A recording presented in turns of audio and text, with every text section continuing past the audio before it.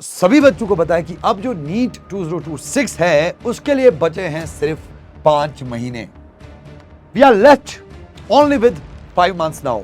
तो इनिशियली जो डर होता है ना, डर ट्रैक पे लाने के लिए बहुत जरूरी होते हैं। बाद में जब ये डिसिप्लिन आदत बन जाती है आपकी, फिर आप कंफर्टेबल हो जाते हो।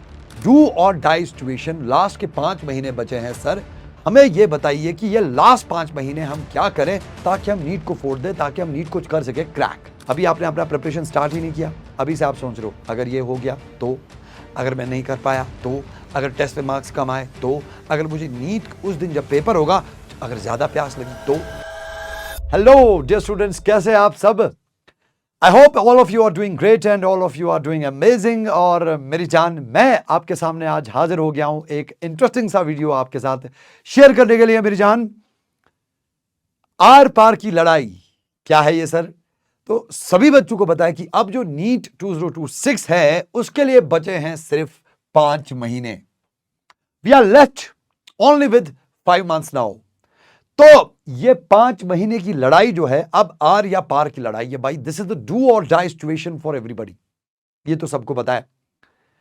डू और डाई सिचुएशन, लास्ट के 5 महीने बचे हैं सर, हमें यह बताइए कि ये लास्ट 5 महीने हम क्या करें ताकि हम नीट को फोड़ दें, ताकि हम नीट को कर सके क्रैक। क्लियर? तो सबसे बड़ी चीज जो नीट, जो क्रैक करने का जो अच्छा टेक्निक है वो ये है कि जो फेयर होता है, डर होता है, फेयर क्रिएट्स डिसिप्लिन। तो सबसे पहले आप क्या करेंगे, बिना सबसे पहले आप क्या करेंगे, आप अपने रूम में एक कैलेंडर लटका दो 5 मंथ्स का। देखो नंबर ऑफ डेज कितने हैं, मान के चलो 150 दिन है ना? तो एक दिन जब गुजरेगा आप डे 1 को क्रॉस मारोगे, दूसरा दिन जब गुजरेगा डे 2 को क्रॉस मारोगे, तीसरा दिन जब गुजरेगा डे 3 को क्रॉस मारोगे। तो इससे डर पैदा होता है। और मेरी जान याद रखना, डर से ही डिसिप्लिन आता है। Fear creates discipline. जैसे कि आपने देखा होगा आर्मी में क्यों इतना डिसिप्लिन है, क्योंकि बेटा वहां पे रूल्स बहुत स्ट्रिक्ट है। अगर आप सुबह 6 बजे नहीं उठे तो आपका कोर्ट मार्शल होगा, आपको सजा दी जाएगी। समझ में आ रहा है? तो इनिशियली जो डर होता है ना, डर ट्रैक पे लाने के लिए बहुत जरूरी होते हैं। बाद में जब ये डिसिप्लिन आदत बन जाती है आपकी, फिर आप कंफर्टेबल हो जाते हो। तो सबसे इंपॉर्टेंट चीज होता है कोई चीज स्टार्ट करना, सबसे मुश्किल चीज होता है कोई चीज स्टार्ट करना, क्योंकि स्टार्ट करने से पहले हमारे जो दिमाग है फ्लड हो जाता है थॉट से। अभी आपने अपना प्रिपरेशन स्टार्ट ही नहीं किया, अभी से आप सोच रहे हो अगर ये हो गया तो, अगर मैं नहीं कर पाया तो, अगर टेस्ट में मार्क्स कम आए तो, अगर मुझे नीट उस दिन जब पेपर होगा अगर ज्यादा प्यास लगी तो कोई भी काम शुरू करने से पहले थॉट्स बहुत ज्यादा आते हैं। ये हर किसी को होता है, ये आपको भी होता है, ये मुझे भी होता है। और ये थॉट्स इंसान को ये काम शुरू ही नहीं करने देती मेरी जान, है ना? तो जब आप ये सोचते हो कि अभी आपके पास बस 5 महीने बचे हैं, ये 5 महीने जब आप सोचते हो कि बचे हैं, आप समझ रहे हो, आप बस सोच में ही पड़ जाते हो, बस सोचते रहते हो 5 महीने में कैसे होगा, फिजिक्स कैसे होगा, केमिस्ट्री कैसे होगा, बायोलॉजी कैसा होगा, वो टीचर क्या करेगा, ये क्या होगा। तो ये सोच जो है आपको ये प्रिपरेशन स्टार्ट करने ही नहीं देती। The first thing is kill these thoughts. सोच को मारो और एक्शन में बिलीव करो भैया। जब आप ये काम शुरू करना चालू करोगे तो पहले 25 दिन से लेकर के 30 दिन तक बहुत मुश्किलों का सामना करना पड़ेगा मेरी जान, बहुत मुश्किलों का सामना करना पड़ेगा। क्यों? क्योंकि बेटा आपके अंदर एक रूटीन लाने में हमेशा टाइम लगता है, आप में इनर्शिया होता है, उस इनर्शिया को तोड़ना पड़ता है। और एक इनर्शिया को तोड़ने के लिए मिनिमम 25 से 30 दिन तक बेटा लग जाते हैं। और देखा गया कि जो इनिशियली ये 25 से 30 दिन अपने दिमाग को कंट्रोल करता है, कंसिस्टेंसी मेंटेन करता है, अपने आप के साथ लड़ता है, अपने दिमाग के साथ लड़ता है, वो एंड तक टिक जाता है भाई साहब। आप समझ रहे हो? तो बेटा अभी क्या करना है, ये लास्ट महीने नंबर 1 एक रूटीन क्रिएट करनी है जो किसी भी हालत में नहीं टूटनी चाहिए। तो अगर आप डेली 5 घंटे पढ़ रहे हो, चाहे कहीं से भी पढ़ रहे हो, आप पढ़ने के बाद आपको रूटीन फॉलो करनी है कि कम से कम फिजिक्स आपका 3 घंटा हो जाए, केमिस्ट्री आपका 3 घंटा हो जाए, बायोलॉजी आपका 2.5 घंटा हो जाए। ये एक रूटीन क्रिएट करनी है, एक टाइम टेबल बनाना है और फिर डिसिप्लिन से इसको फॉलो करना है। फिर अपने आप को बोलना है चाहे भैया आसमान जमीन पे आ जाए, चाहे तूफान आ जाए, चाहे आंधी आ जाए, चाहे बाढ़ आ जाए, चाहे मेरी लाइफ में कोई रहे या नहीं रहे, भैया ये रूटीन ना टूटने वाली। पहले ये आदत अपने अंदर डालो, एक विल पावर अपने अंदर लाओ, एक स्ट्रॉन्ग डिटर्मिनेशन अपने अंदर लाओ, तब जाकर के नीट बेटा ईजी हो जाएगा धीरे धीरे। आप समझ रहे हो। और लास्ट 5 मंथ्स की स्ट्रैटेजी क्या होनी चाहिए मेरी जान? स्ट्रैटेजी ये होनी चाहिए, इंपॉर्टेंट चीज ये है कि कंटेंट जो है अभी मिनिमाइज करना है। उन बच्चों की बात कर रहा हूं जो अब स्टार्ट करने की सोच रहे हैं। तो आपको मेरी जान एक डिफरेंट प्लान चाहिए। आपको जो कंटेंट है उसको मिनिमाइज करना है। आपको जो वर्कआउट करना है एनसीईआरटी के आसपास करना है मेरी जान। और बहुत सारा कंटेंट ऐसा अवेलेबल होता है जो सिर्फ एनसीईआरटी के आसपास रिवॉल्व करता है। समझ में आ रहा है। तो आपको कंटेंट बहुत कम करना है और नंबर ऑफ रिविजन्स बढ़ाने हैं। नहीं समझ में आ रहा? ऐसा नहीं कि एक बार में आपने बहुत कुछ कर दिया, आपने एक बार में इतना कर दिया कि दोबारा उसको पढ़ने का मौका ही नहीं मिलता। नहीं नहीं नहीं नहीं, ऐसा नहीं करना है। आपको मेरी जान कंटेंट जो है बहुत कम पढ़ना है, लेकिन उसको नंबर ऑफ रिविजन्स बढ़ाने हैं, क्योंकि आपके पास टाइम बहुत कम है।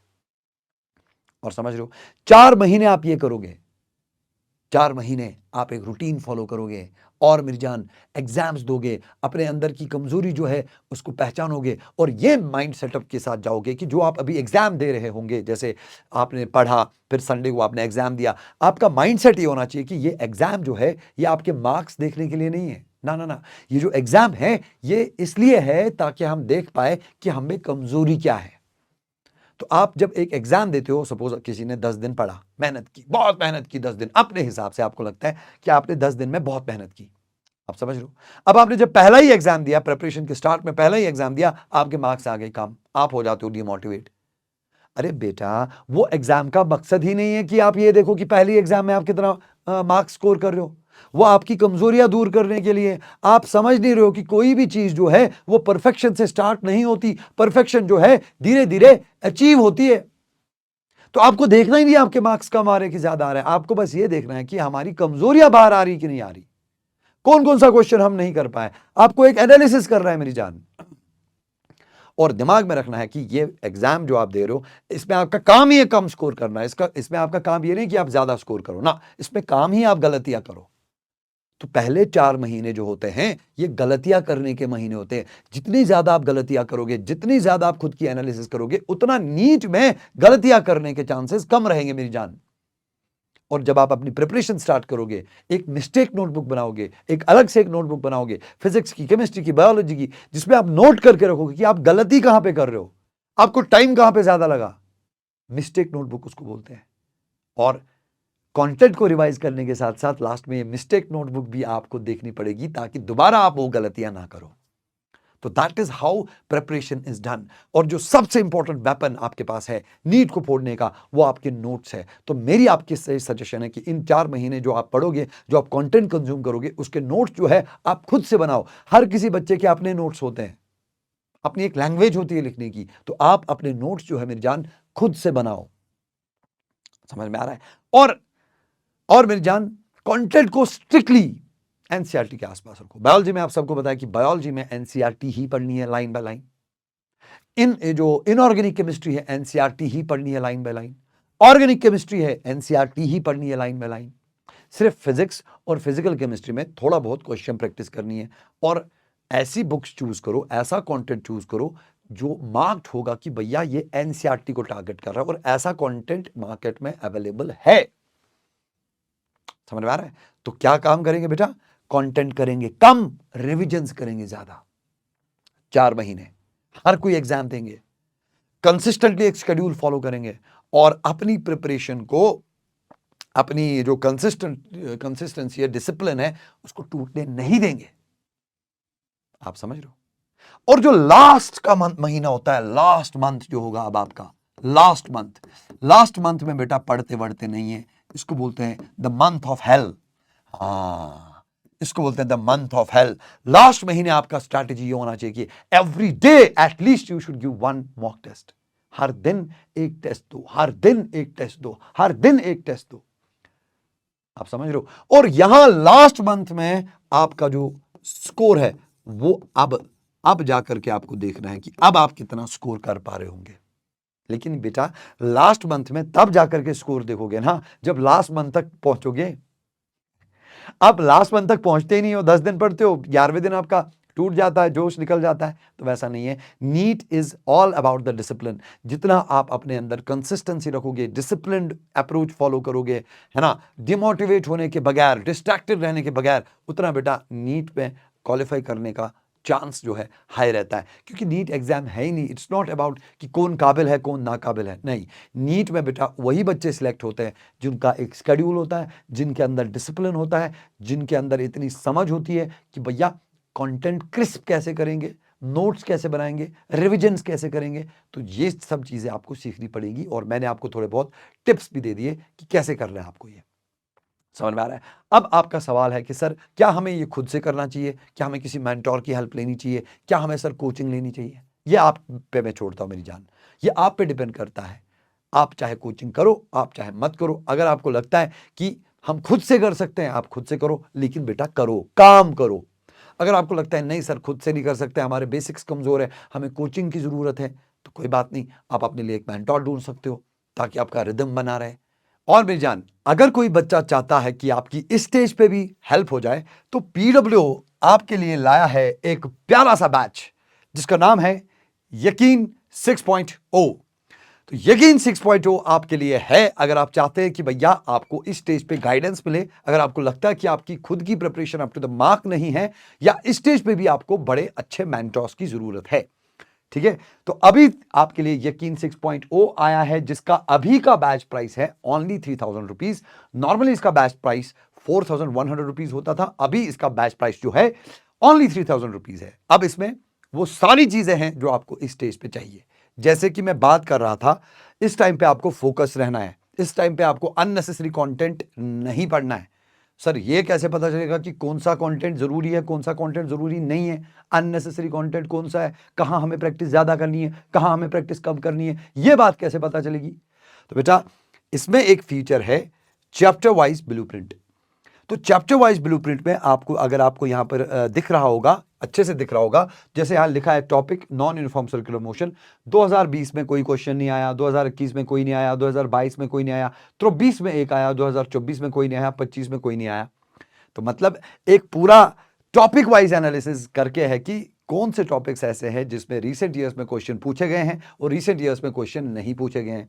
तो जो सबसे ज्यादा फ्रीक्वेंटली आस्क्ड टॉपिक्स है वो आपको इस सेक्शन में मिलेंगे। तो आपको क्या करना है, जहां से ज्यादा फ्रीक्वेंटली क्वेश्चन आ रहा है वहां पे आपको प्रैक्टिस थोड़ी सी ज्यादा करनी है, और जहां पे आपको लगता है कि भैया ये तो एनालिसिस में दिखा रहा है कि यहां पे ज्यादा क्वेश्चंस नहीं आए हैं, तो वहां पे आप थोड़ा कम प्रैक्टिस भी करोगे चलेगा। तो इसका मतलब आपका टाइम वेस्ट नहीं होगा और आप वही चीजें पढ़ रहे होंगे जो आपको एग्जाम के लिए जरूरी है, because it's all about the smart studies. तो यही होती है बेटा स्मार्ट स्टडी।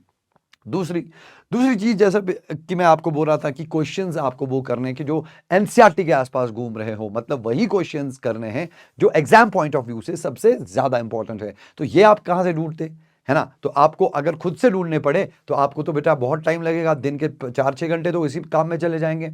और यहां आपके लिए ये हेल्प कर दी है पीडब्ल्यू ने कि भैया मस्ट डू क्वेश्चंस का सेट दिया है हर किसी चैप्टर में। आपको हर किसी चैप्टर में एक क्वेश्चन सेट मिलेगा 45 क्वेश्चंस का, जो मस्ट डू होंगे, मतलब ये क्वेश्चंस आपको करने ही करने हैं अगर आप नीट देने जा रहे हो, है ना? तो इन क्वेश्चन से आपको वो सारी बातें आप सीखोगे, वो सारे कॉन्सेप्ट्स, वो सारी गलतियां आप सीखोगे जो नॉर्मली एक बच्चा एग्जाम में करता है। तो ये हेल्प भी आपके लिए पीडब्ल्यू लेकर आया है। और थर्ड चीज जो मैं बोल रहा था कि the most important thing is the notes. अब ऐसे बच्चे होते हैं कुछ जिनको नोट्स बनाने में भी टाइम लगता है, मतलब समझ में नहीं आता कि जब लेक्चर दे रहे हैं, लेक्चर देते टाइम टीचर पे फोकस करें कि नोट बनाएं। आप समझ रहे हो? तो उस चक्कर में आपको एक लेक्चर शायद 2 बार भी देखना पड़ता है नोट्स बनाने के चक्कर में। तो बेटा पीडब्ल्यू इज विद हेल्प की आपके लिए एक स्पेशल क्यूरेटेड क्वेश्चंस है, क्लास कंसाइज नोट्स।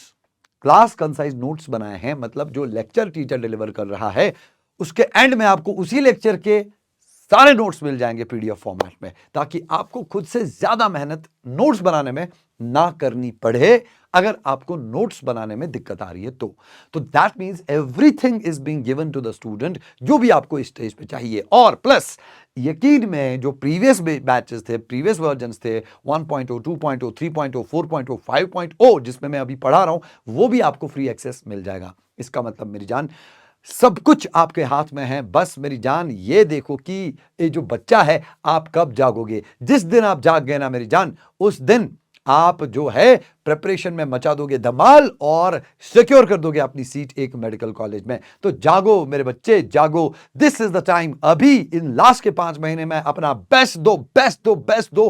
कंसिस्टेंटली एक रूटीन फॉलो करो, गिव अप नहीं करो भाई साहब, अभी भी मौका हाथ में है, अभी भी कुछ भी नहीं बिगड़ा। तो मैं चाहता हूं कि आप एक प्यारा सा शेड्यूल बना के उसको एंड तक फॉलो करें और कमेंट सेक्शन में हमें जरूर बताइए कि कहां पे आपकी कमजोरी है, क्या आपको लगता है। अपने व्यूज आप शेयर कीजिए, अपने दिल के हाल बयां कीजिए कमेंट सेक्शन में। Thank you so much, love you all, wish you all the best my fighters, start fighting now. और मेरी बात बेटा याद रखो, सोचना कुछ भी नहीं है, काम करना है, आज से ही करना है। Thank you so much, love you, bye bye.